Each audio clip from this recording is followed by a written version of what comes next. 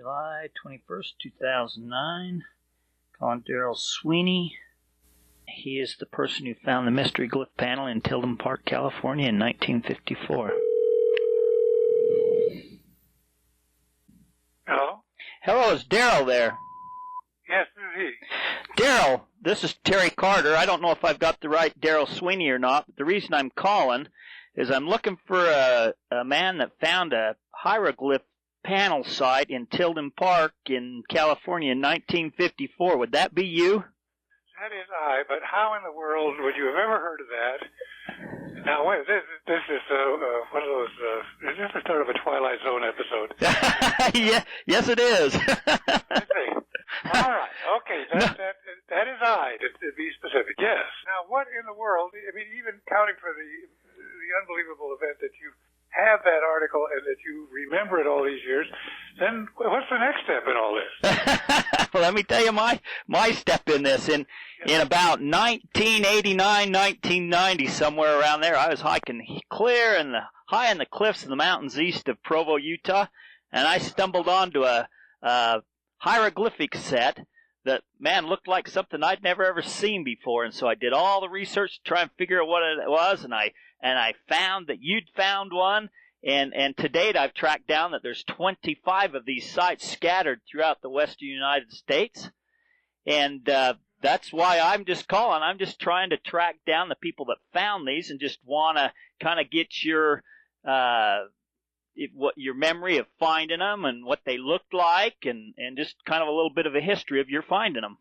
Okay, well, I was a student at Berkeley there, and almost every afternoon I'd get in my little 39 Plymouth coupe and drive up behind the campus up into the hills there, and there was a lot of open land up there that belonged to the university, and I'd sit down there and study outdoors. Just one of the most pleasant things that I've ever done. So I did all my studies outdoors. And there were all these kind of rocks and things that I'd sit next to and covered with lichens and all. And one day I must have gone there dozens and dozens of times before I noticed this sort of a patterned incision in the rock. Now, and on a given rock there might be one or two of them, and then I'd look around and I found some more. So I traced them, and the ones I remember now, there was one that it looked kind of like it's that swastika symbol, but making a circle, sort of a curved, circular swastika. Uh-huh. There was one that looked like just a sketch of a longhorn bull. It was just one sort of down curving, then up curving line that would be the horns, and then two eyes, I remember, and then sort of a smiley smile or something. No, more like a chin underneath it there. There's one that looked like a cow, and now let's see, what other ones? Dang. I did not keep these tracings, but they looked to be quite old because the lichens had grown over them, and they're fairly slow growing, you know. So I went down to the anthropology department and found two presumed experts on California Indians, and if I really dredged, I might come up with their names, but Heilbrunner. I suppose if I looked at a catalog. I think it's probably in this newspaper article. Maybe. Well, first I went down there and I showed them these tracings, and they every time I've gone to experts, I get scoffed at. Yep. A repeat pattern.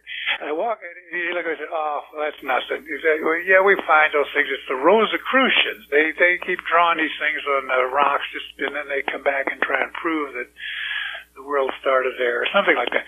And now I don't know what has ever happened to the Rosicrucians, but they used to be on the backs of all sorts of magazines. It was some kind of. Uh-huh. So I was crestfallen. I went out of there. Well, these things are nothing.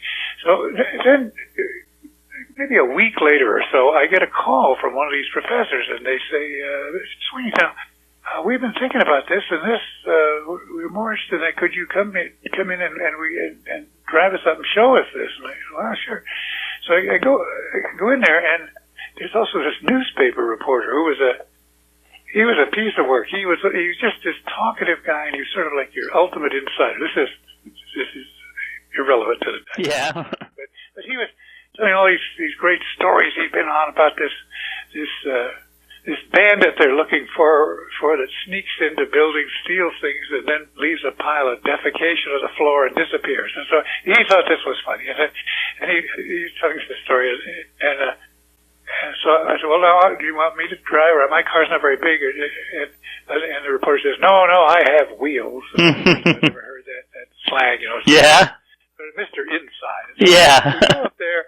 And we start, I start leading him down there, and this reporter said, oh, come on, this is too far, I'm worried, you know, and there's poison oak around here. He was just, almost like in a movie where you got that one guy that's afraid and objecting, the slacker, sort of. Yeah. Anyway, we get to these things, and they start looking at it and say, you know what I think these are? And here you're going to think maybe they were wrong again. That these are Spanish land demarcation lines. That these are the between the different grazing lands back when the Spanish had the great haciendas, you know, before the Bear Flag rebellion, before the Anglos got out there. These might be just little marks to say who owns the grazing rights to these lands. Although this wasn't great grazing land because it was quite hilly. So that's what they thought they were, and they were sort of interested in them, and that's the last I heard of, except then my picture appears in the paper, which is really surprising. So that was the anthropologist that thought maybe it was the land grants for the Spanish? Yeah. And so they figured they was, 100, 200 years old back then, or? Yeah, that would be, well, let's see, when you think 1850, somewhere before 1850, yeah. So they looked old enough to them then at the time that they thought that they was put there sometime before 1850. Yeah. I suppose there are scientific ways of determining I'm not sure exactly how, but determining the age of these things. Yeah, I don't really. I've been back there. I left in '59, so I've been back a few times and drove up that way. It's now fenced off and it's some kind of ecological research area. So I've never attempted to find the place again. It might take me a little doing. Uh-huh. I noticed that the world changes over the years. Yeah. I'm not sure I could find them again. Yeah. Well, I mean, if I really put some time into it, I could, and got the permission from the campus there, I surely could find it. I wonder if there's any more to that story. If I could come up with those professors' names, they might have. Well, or just the anthropology department, whoever's their Indian, California Indian. Uh-huh. I think he'd be worth interviewing, and he. Okay. I can't be the only one that's found them. I mean, it's not that hard to do. You just have to be sitting next to these rocks that are, they're only about, 3 feet. Yeah, I think back, they found another site in that area, maybe a year before or a year after you found yours, possibly. I don't know if you knew about it, but apparently the one of the newspapers back there, maybe Los Angeles Chronicles, one of them back then, anyway. Los Angeles is quite a distance, but. Well, anyway, it was a Chronicle, something Chronicle. Anyway, they was having a. San Francisco Chronicle. Yeah, that's probably what it was. They was having they took a chest and they put $1,000 in it and they went and hid it and then they gave all the clues in their newspaper to where to find this. I remember that. That was the Emperor Norden search. That was was that something? Yeah. Well, anyway, some guy that was looking for that stumbled onto one of these sites. No kidding. Yeah, I got a newspaper article of that. So, anyways, to date, I've tracked down that there's 25 of these sites scattered throughout the western United States. They're in California, Utah, Idaho, Arizona, New Mexico, Nevada.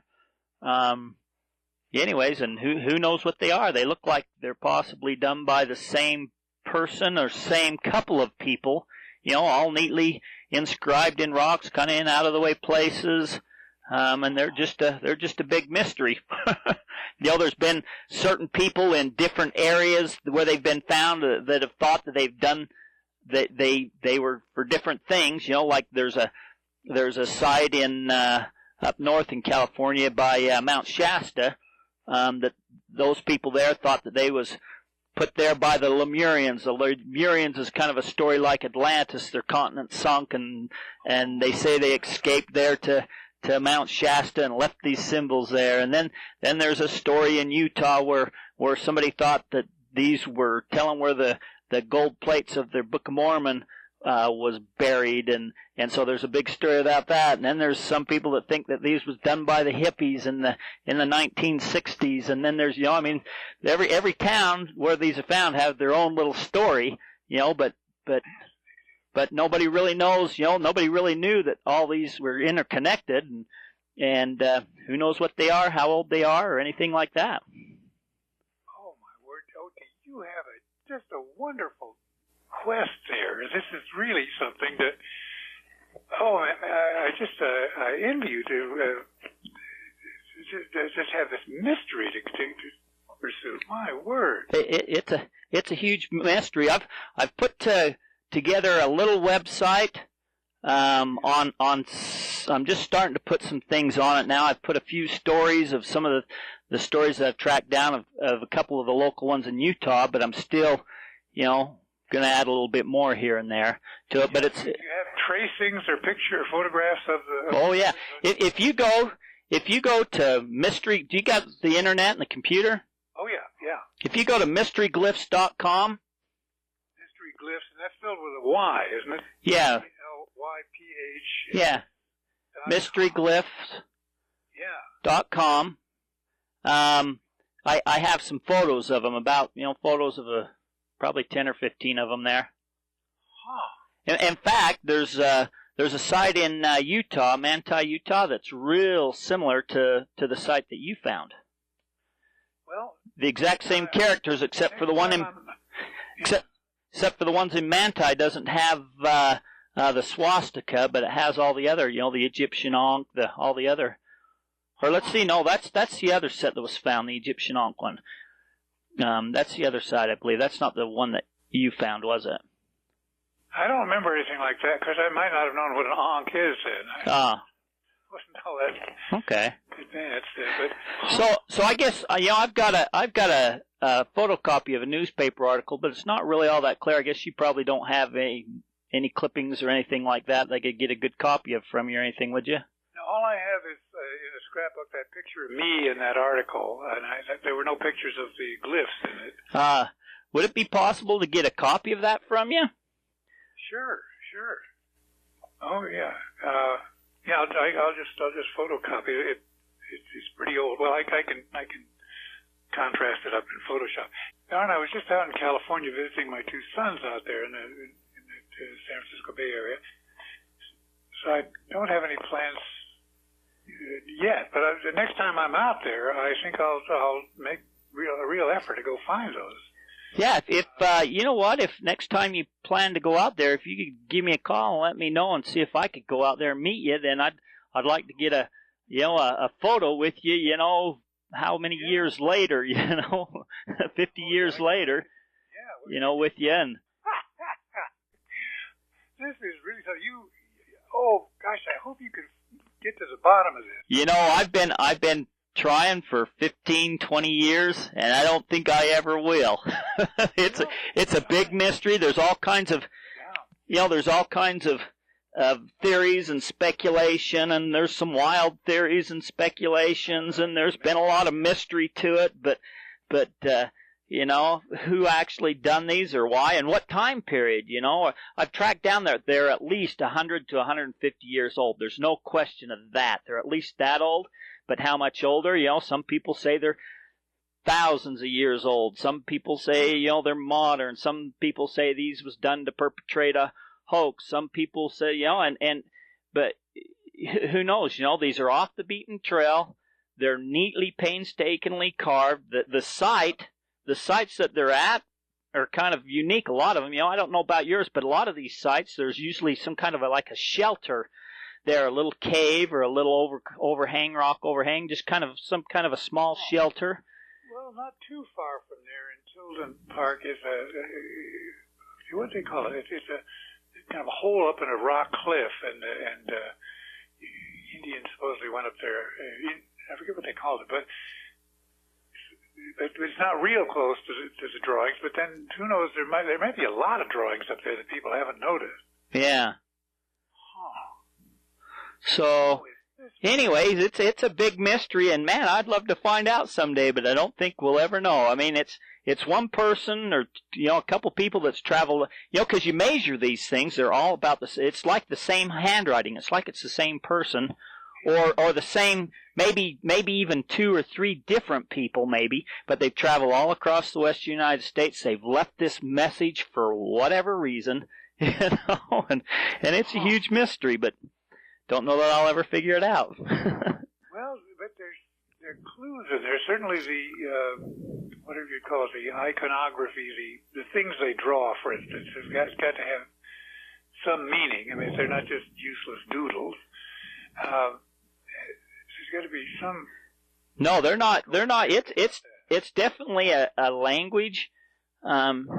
It's definitely saying something. It's definitely not on the beaten path. I mean, this isn't on the regular trails. They could have picked nice boulders on a regular trail. These are usually high up in the mountains. They're kind of inconspicuous places. They're broken enough hills that you wouldn't be going through. Yeah, no, yeah. And so somebody went out of their way to carve these, but they didn't want a lot of people to see it for some reason. So it's not like they're travel markers. It's not like they're leaving messages for somebody else to find, because they're off the beaten path, So who knows what it means? Oh boy, this is beautiful. This is what a great thing to do. Okay, well I will. Sure look at your website here, and I'll keep you in mind here. Next time I get to California, I'll give you plenty of warning. And my word, I'm just absolutely bowled over by this.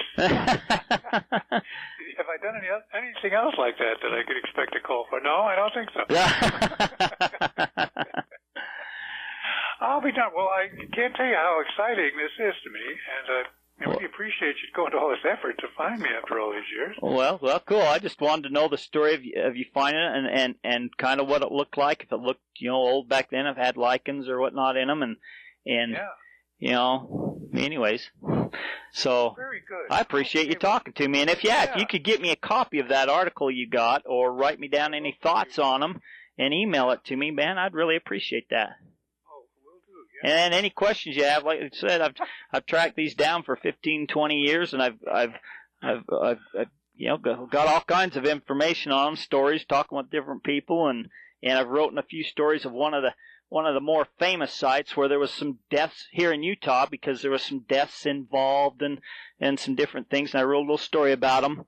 But you can see that on my website. Well, the anthropologists have kind of a dim view, or at least the ones I've talked to, a dim view of the Mormons, that they claim the Mormons are always changing things around to try and make Indian relics fit with their...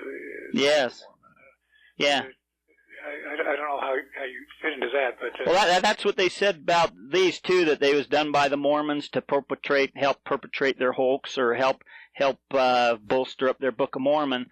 But, if that's true, somebody went through the trouble to travel all across the western United States in the 1800s to perpetrate a hoax that never came out. There was nothing ever said about this. It wasn't till in the 60s when a man, and you'll read this on my website, till a man came to Fillmore, Utah, where there's a site, and he figured that had to be to deal with the Book of Mormon and that, and so he got a lot of people in to invest in him, and he tried to find what he was looking for, but that's the only site he really knew of. He didn't know of all the others. The hoax never came out for all these others. Yeah, you can't have a hoax without it being revealed. I mean, Yeah, I mean, why go through the trouble of traveling all across the western United States, leaving these, marking these, I mean, it had to take a long time to travel all across the western United States on horseback and to find the spot and then carve these and then never reveal the hoax, so. Okay, well, I'll send you copies. Well, I really appreciate that. And I'm glad I tracked you down. Well, I am too. I'm just absolutely thrilled here. Okay, Terry. Well, just don't give up. I mean, you've got. No, I'm not. Yeah, I'm not giving up. It's a mystery. It's an adventure, and it's something to keep me out of trouble. Well, I think we all need that. Yeah. Okay. Well, thank you so much for looking me up here, and I'll be sending you this thing soon. Well, I thank you. Yeah. Very good. Have a great day. You too. Yeah. Bye now. Bye.